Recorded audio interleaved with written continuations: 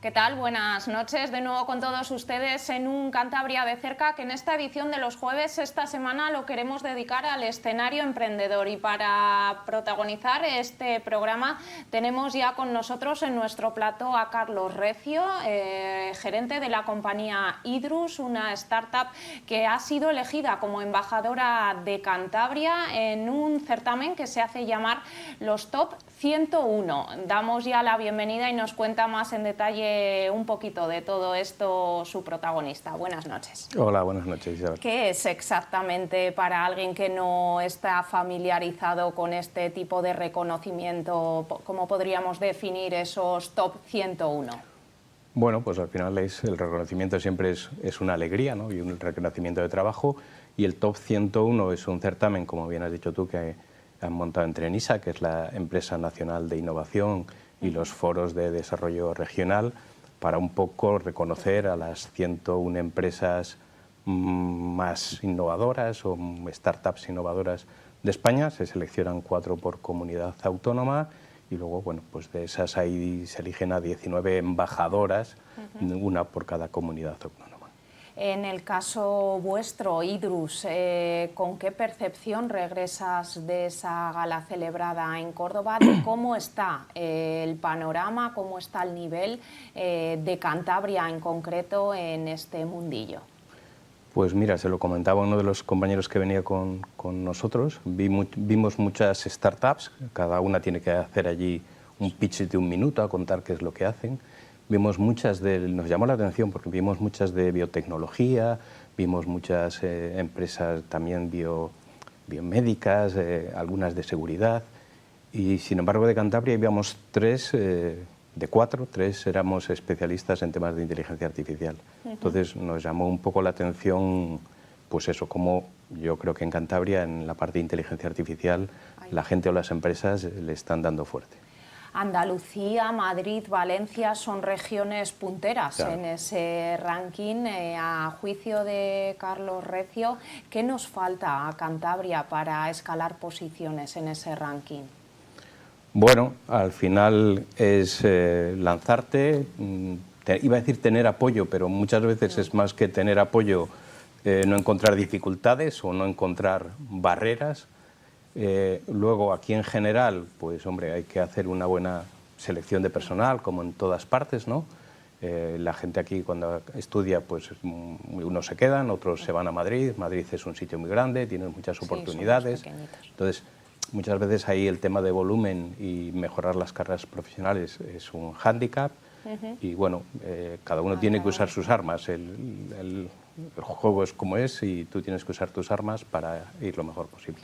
Unos premios, unos reconocimientos que en el caso de Cantabria apadrina, por decirlo de alguna manera, a la sociedad pública Sodercan, que no sé cuál ha sido la vinculación vuestra, de vuestra compañía de Idrus con ellos, si son de ese colchón que os ha acompañado desde vuestros inicios en el año 2019, o no habéis contado con ellos y habéis ido dando pasitos vosotros de manera independiente. Sí, sí. Yo aquí tengo que reconocer que a nosotros, tanto Sodercan como la COE, todas las entidades, también nos hemos movido mucho y nos han ayudado, públicas, privadas, empresariales. De hecho, en Sodercan hasta nos llamaron, oye, que hacéis este tipo de cosas, tenemos este tipo de ayudas para vosotros, os convendría pedirlas porque os puede ayudar, y nos han ayudado mucho. Hemos hecho algún proyecto de I+D con alguno de los programas también que han sacado ellos, y eso es muy importante, sobre todo al principio, ¿vale? Bueno, para dar los primeros pasos. Eso es, y un cliente, siempre el tener un cliente pues es muy importante. A nosotros, como sabes, uno de nuestros primeros clientes o más importantes fue el Servicio Cántabro de Salud en la pandemia, que hicimos Jano con ellos para llamar para la vacunación, y tener un primer cliente y alguien también que te apoye en proyectos de estos de I+D, que estás haciendo cosas nuevas, son, digamos, las 2 patas que te ayudan a salir adelante cuando empiezas. Vaya forma también, Carlos, de salir adelante. Como te decía, el campo de juego es el que es y hay que adaptarse. Si hay pandemia, hay que adaptarse a pandemia. Si no hay pandemia, pues hay que buscar otras cosas. tú tienes que buscar un poco tu solución, qué es lo que haces y qué problemas puedes resolver. ¿Cuál es el problema de hoy día y cómo lo puedes resolver? Y que en esos momentos de pandemia erais el eslabón más necesario precisamente, porque si no llega a ser con soluciones como Jano, ¿qué habría sido de nosotros?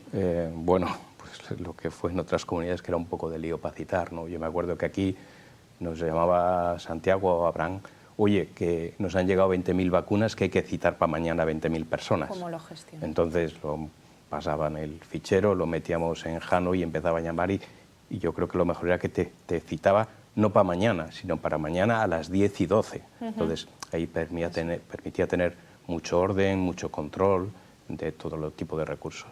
Estamos dando por hecho que la gente que está viendo este programa pues conoce qué es Idrus y a qué os dedicáis, pero vamos a echar la mirada atrás, vamos a ponernos en esos inicios y cómo, dónde y gracias a quién se forma Idrus. Bueno, yo siempre he tenido un poco un carácter emprendedor y la verdad es que, bueno, en un momento dado decidí salir de la empresa donde estaba, que estaba de director general en Atos Worldgrid, y montar una empresa, y para eso lo que te comentaba antes, me junté con algunos de mis clientes de entonces y les preguntaba: oye, ¿qué problemas puedo resolveros? Y tenías una lista de cosas innovadoras para resolver, y cuando les comentabas esto de los temas de voz, decía: oye, pues esto no hay nadie que lo haga, no hay nadie que... Y empezamos así con un cliente, luego con otro, nos especializamos en temas de atención telefónica automatizada y entonces ahí empezamos a crear ya un producto, siempre resolviendo un problema que tienen los clientes y te vas adaptando a la necesidad que tienen y ahí vas creando el producto. A partir de Jano lo vimos muy claro también en el sector sanitario y bueno, muchos ahora de nuestros clientes son hospitales, por ejemplo. ¿Qué características os hacen específicos en el desarrollo de vuestra tecnología en comparación con otras soluciones que podamos encontrar en el mercado? Vale. Ahí la clave que nos hace distintos para nosotros es la palabra telefónico.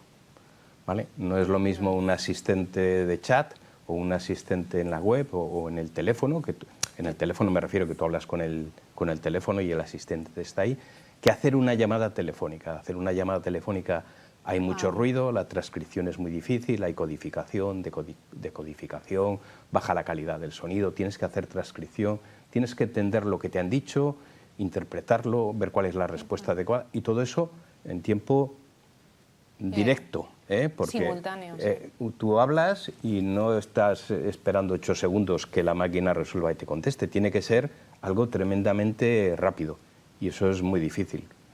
Hay que reconocer que nosotros, a la hora de gestionar esta entrevista, hemos tenido ese primer contacto con uno de estos robots y sí que notas más cercanía de lo que es habitual cuando tú llamas a una compañía y directamente te descuelgan el teléfono. Ya para empezar, el hecho de que suene el teléfono un par de veces, 3, y no te coja automáticamente la máquina es como que te da como cierta familiaridad. Sí, nosotros lo que intentamos hacer los robots lo más parecido a lo que sería la interacción humana. Pero no para engañar, porque lo dice, soy un asistente virtual, sino para que la persona se sienta cómoda. Entonces tienen que sonar un par de veces, tiene que presentarse, decir el nombre y luego que la conversación contigo sea fluida. Me acuerdo en esto cuando hicimos lo de la vacunación con Jano, que le preguntamos a la madre de una amiga nuestra, 70 y tantos años, que la llamó al principio, que llamamos a las personas mayores, 70, 80 años. Oye, estamos muy preocupados, ¿qué tal con Jano? Y nos dijo una frase que yo digo mucho, que es: oye, sabía desde el principio que era un robot, pero qué señor tan amable. Ese es el objetivo que tenemos precisamente. ¿Qué obstáculo dirías, Carlos Recio, que ha sido el más difícil de salvar desde que se ha desarrollado la tecnología? Bueno, lo más difícil fueron como siempre, pero bueno, especialmente los primeros años, allá en el 2020, luego cuando empezamos con Jano hasta el principios de 2023, hasta que salió ChatGPT, ¿vale? Hasta que ha salido ChatGPT íbamos contando lo que hacíamos y la gente en realidad les costaba creérselo. No dicen esto no lo habían oído, esto no sé yo cómo va a funcionar. Luego ya salió ChatGPT, fue un flash todo el mundo y ya ahora vamos contándolo y ya esa es como la parte obvia, ¿no? Ahora casi tenemos que hacer más hincapié en las ventajas que tiene, el control que tiene, el ahorro económico que supone para la empresa y sobre todo, no tanto diría yo ahorro económico, sino lo que facilita. Es decir, te llaman y tú vas a coger el teléfono siempre. Sí o sí. O sea, ese es el problema que resolvemos, porque normalmente ahora cuando llamamos a los sitios, llamamos y no nos cogen el teléfono, porque además todos llamamos a la vez. Entonces, con nuestro sistema, que además se complementa con personas, puedes pasar el teléfono a una persona o una persona puede pasar el teléfono al robot, tú te aseguras que coges el teléfono siempre, sea de día, sea en punta, sea de noche, sea festivo. Os adaptáis a los picos de demanda, claro, entiendo. Hay tantos robots como hagan falta cogiendo el teléfono. Entonces, por defecto ponemos 50, pero si hace falta 200, ponemos 200. Siempre te van a coger el teléfono a la primera. Y esa infraestructura que os ahorráis, porque al final no hay que tener un local con 50 agentes como tenemos en mente muchos de nosotros, que es lo típico de un call center. Sí. Eso es precisamente uno de los puntos que os permiten a vosotros pues lograr esa mayor eficacia. Claro, eso permite más eficacia. Nosotros además, como digo ya, para liarla del todo, todos los servidores los tenemos en la nube. ¿Vale? Utilizamos fundamentalmente Google Cloud, están en la nube y esos robots de voz están enlazados con la centralita del cliente y permite trabajar como si fuese un operador más del cliente, solo que en la nube. Y eso para la persona al final dice, sí, tratamos de hacer que el robot nos sea familiar, pero al final no deja de ser un robot. Sí. Y la gente, esa labor de hacerle a las personas familiar que estamos hablando con una máquina, ¿ha sido un reto que superar o sí, dirías? Sí, porque normalmente cuando construís además un robot, vosotros en periodismo esto lo sabéis muy bien, hacer las cosas escritas. Pero el robot cuando contesta es hablado y el lenguaje hablado no es lo mismo que el lenguaje escrito. Parece una bobada, pero es tremendamente importante. Entonces tú tienes que modular la respuesta de un robot que lo tiene que leer mediante algo hablado, ¿no? Esa parte es muy importante. Y luego tratar siempre con mucho respeto a la persona y luego cada uno tiene una idiosincrasia y entonces pues hay gente que dice, muchas veces se encuentran con nuestro robot y en realidad le están confundiendo con esas máquinas de pulse 1, pulse 2 que odiamos todos, ¿vale? Entonces hay gente que no lo detecta y dice que quiero hablar con un operador. Directamente. Y el robot tranquilamente le entiende, en un momento le paso ahora con un operador y le pasamos con un operador, si es lo que ha definido el cliente, claro. En este tipo de iniciativa empresarial innovadora hay máximas que son fundamentales para tener un recorrido de éxito y es que hacer que esa idea que empezó siendo algo incipiente pues sea competitiva, sostenible, exportable. En el caso de Idrus, ¿esto se está cumpliendo a día de hoy? Lo de competitiva es nuestro foco día a día, siempre intentando usar tecnología que nos ahorre costes y luego es escalable y es exportable. De hecho, la mayoría de nuestros clientes están fuera de Cantabria, como te decía, en el sector sanitario, administraciones públicas también, algunos ayuntamientos, empresas privadas, hacemos también encuestas de todo tipo. Sí, la tecnología que tenemos lo que nos permite es a escalabilidad y siempre hay una línea de disminución de costes que tienes que ir trabajando. ¿Cómo maneja Idrus esa transición entre lo que va automatizado y luego qué protocolos se siguen para que una llamada que empieza siendo automatizada luego al final acabe siendo respondida por una persona humana porque no es capaz sino el robot de solucionar esa determinada demanda? Sí, normalmente casi todos cuando llamamos a un sitio, por ejemplo, llamas para pedir una cita en tu centro de salud. Esa es bien fácil. Llamas tú, das el DNI, miran, saben quién es tu médico, miras a ver si hay hueco, si no, se lo das, no se lo das. Digamos que el 80% de esas llamadas serían gestionables por el robot. Luego siempre hay alguien que es difícil, que, oye, mira, que es que en la llamada que no es para mí, que es que le ha surgido esta urgencia, que tiene fiebre, que tiene algo más que explicar. Entonces el robot, cuando ve que a la primera no lo entiende, intenta preguntar algo, pero si ve que no está solucionando el tema o que se ha salido un poquitín, pues un momento que le paso con una persona y ya lo pasas al centro de salud. De hecho, el robot lo que está permitiendo es hacer ese trabajo siempre repetitivo y dejar a las personas que atiendan los casos de valor. Y entonces cuando tú tienes algo de difícil y de valor, llamas y hay una persona que te puede atender porque el robot la ha liberado del resto de trabajo. ¿Qué tipo de datos utiliza esta tecnología para personalizar la atención de cada cliente? ¿Qué tipo de información solicita?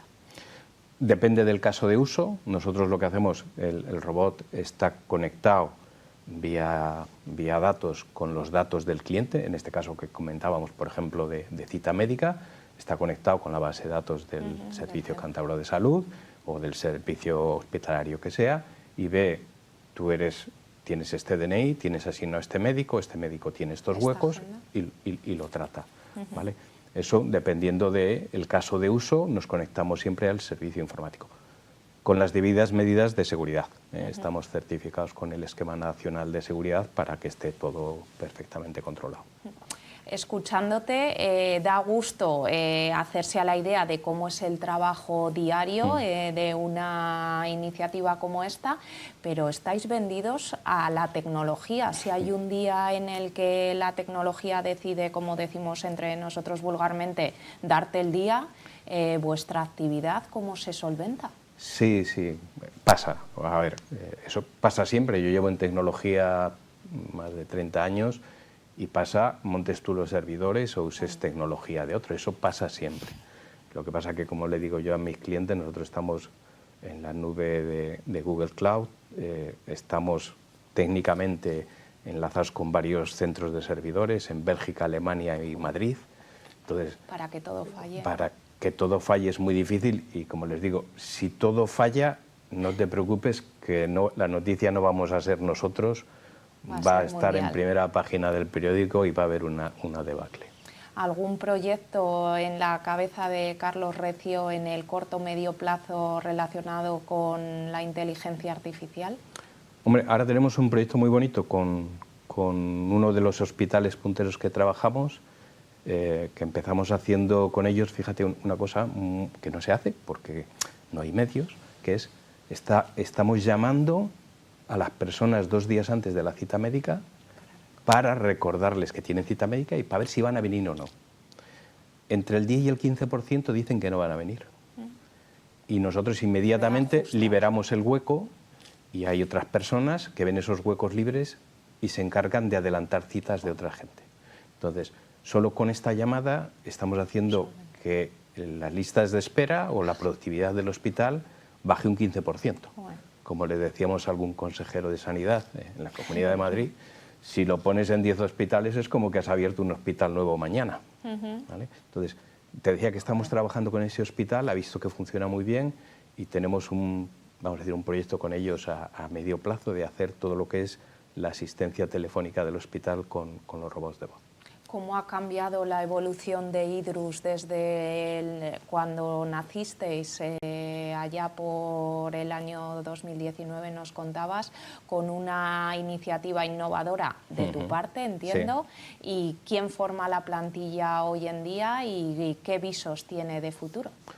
Hoy día somos 10 personas, pues 6 ingenieros informáticos, que son los que saben, los listos, los que programan las cosas y me explican, oye, que esto se puede hacer así y así, yo más o menos les voy entendiendo. Y luego somos otras 4 personas que nos dedicamos a todo el tema de gestión y sobre todo de tema comercial. ¿Os estáis aprovechando del kit digital a la hora de...? Sí, nosotros intentamos 100%. todo tipo de ayudas que sean interesantes. El kit digital aprovechamos, hemos mejorado nuestra web, los contenidos, la parte de marketing. Sí, yo aquí además animar a todo el mundo a que aproveche esas cosas porque merecen la pena. Idrus nace con la vocación de mejorar la experiencia de los call centers. ¿Dirías que lo habéis conseguido? Diría que lo vamos a conseguir. Estáis en ello. Como les digo a los clientes cuando hablamos, no sé si seremos nosotros o vendrá alguien de Wisconsin, pero la asistencia telefónica tal y como se hace ahora no tiene ningún sentido porque todo el mundo llama a la misma hora, no puedes tener dimensionadas plantillas para eso, no puedes dejar gente por la noche para 3 llamadas que va a haber. Entonces, es un tipo de trabajo que no tiene mucho sentido como se hace hasta ahora, que se hace como se puede, pero que es muy mejorable para todos, para las personas que atienden al teléfono, para la gente que llama, para la empresa que tiene que dar el servicio. Entonces, eso va a cambiar sí o sí. Un software que resulta muy bueno, muy práctico para la realización de encuestas. No sé si nos puedes hablar de clientes que han llamado a vuestra puerta porque ha salido a colación el sector sanitario, pero entiendo que son otros nichos también en los que os movéis. Sí, en el tema de encuestas, la verdad es que el tema ahí está cambiando un poco. Hemos hecho encuestas para fundaciones llamando a pueblos, hemos hecho encuestas para partidos políticos de intención de voto, ¿vale? Hemos hecho encuestas que son las que más les gustan y ahora son las que hacemos, por ejemplo, para temas de sanidad. Tú vas a un centro de salud y el robot te llama a los 2 días. ¿Sí? Y te llama sabiendo que eres tú, que has ido, para que evalúes la atención que has tenido. ¿Vale? Ese tipo de encuestas son mejores y más fáciles porque a día de hoy hay un problema en el tema de las encuestas y es que la gente cuando le llamas por teléfono está muy cansada y no lo coge. ¿Vale? Entonces tú tienes que llamar, nosotros llamamos siempre identificándonos, si llamas de un hospital en la pantalla te pone hospital del que llamas y para el tema de las encuestas, llamar encuestas, como decimos, a teléfono frío es muy complicado. El entrenamiento, la adquisición de competencias lingüísticas, ¿se alcanza en una startup como esta el 100%? Es verdad, ahí es una de las cosas, cómo tienes que mejorar el lenguaje y el uso del lenguaje. Y somos ingenieros, bueno, yo soy físico, pero los chicos son ingenieros informáticos, la mayoría de ellos. Y te das cuenta que el lenguaje es una asignatura importantísima y de hecho estamos constantemente ya con la práctica, ya sabes, con la práctica ayuda mucho y palabras que tenemos prohibidas, palabras que sabemos que no se puede decir así, cómo hay que hablarlo, sobre todo especialistas en lenguaje hablado, ¿no? El lenguaje es tremendamente importante.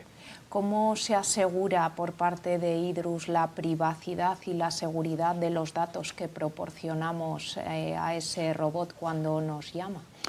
Vale, arquitectura tecnológica. Le hemos echado mucho tiempo en definir una arquitectura tecnológica que asegure eso y de hecho nos hemos certificado. Quiere decir que ha venido una empresa a certificarnos y hemos pasado una auditoría de gente que ataca al sistema para ver que eso es así y la pasamos cada 2 años. Eso es lo que es el esquema nacional de seguridad que tenemos que cumplir pues, para trabajar normalmente con administraciones públicas. ¿Qué tipo de feedback, Carlos, habéis recibido desde que estáis en marcha por parte de los clientes de la práctica de vuestra labor y que os ha servido en cierto modo para en actualizaciones que habréis tenido que llevar a cabo e implementarlas o no? Sí, los clientes te van dando 2 tipos de feedback. Uno genérico, dices, oye, funciona muy bien. Los clientes, nosotros tenemos una cosa que es que, como al principio tienen miedo con la tecnología, no cobramos por hacer el proyecto, solo cobramos cuando le usan el robot. Hacemos software como servicio, cobramos cuando le usan. Y además no tienen cláusula de permanencia, se pueden ir cuando quieren. Entonces, ¿qué dice un cliente? Pues lo pruebo. Sí, como nosotros sabemos que no se van a ir, porque una vez que lo prueban, lo que se dan cuenta es que están resolviendo un problema a la gente. La cogen el teléfono ya. Tienen datos los clientes. Los clientes, tenemos algún cliente con el que estamos trabajando ahora para ponerlo en producción, que sabe que pierde más de la mitad de las llamadas. Entonces, ese se lo resuelves, ¿no? Y luego ya empiezas a tener ya feedback más específico de, oye, la captura del DNI ha habido en estos casos que ha fallado, vamos a ver cómo lo mejoramos. Bueno, pero ya son avances en tecnología, avances para ir haciéndolo cada vez mejor, que es nuestro reto, claro. Bueno, y quiero finalizar esta entrevista preguntándote y pidiéndote que des un ejemplo o que des un consejo desde tu posición de una idea que ya ha tenido una trayectoria, que ya ha sido premiada, galardonada, a empresas que se están planteando implementar en su forma de funcionamiento soluciones de inteligencia artificial. ¿Por qué deben dar el paso y cuáles son el plus que os proporciona apostar por este tipo de software? Hombre, a una empresa, para animarla a usar la inteligencia artificial, yo le diría una palabra clave que es productividad. Productividad. Hay muchas maneras de utilizar la inteligencia artificial, vamos a decir, una que es como asistente personal, todos en nuestro trabajo, que tú tienes que aprender a utilizar los asistentes, o Gemini, o ChatGPT, o cualquiera de estos, o Copilot, te va a dar una productividad tremenda, eso hay que aprenderlo, y ese es el primer paso dentro de la empresa. Y luego, ya a nivel de dirección, tienen que ver qué software o qué herramientas basadas en inteligencia artificial pueden incluir para mejorar la productividad.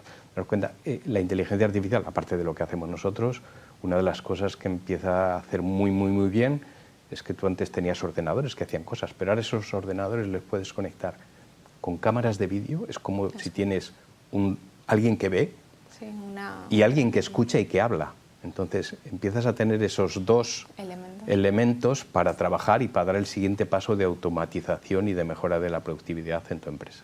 Bueno, Carlos, muchísimas gracias por este recorrido por la trayectoria de Idrus, y que ojalá no sean 10 años ni 20, sino muchos más los que tengamos hablando de robots que harán pues infinidad de cosas que hoy en día nos parecen impensables. Muchas gracias. Muchas gracias a vosotros.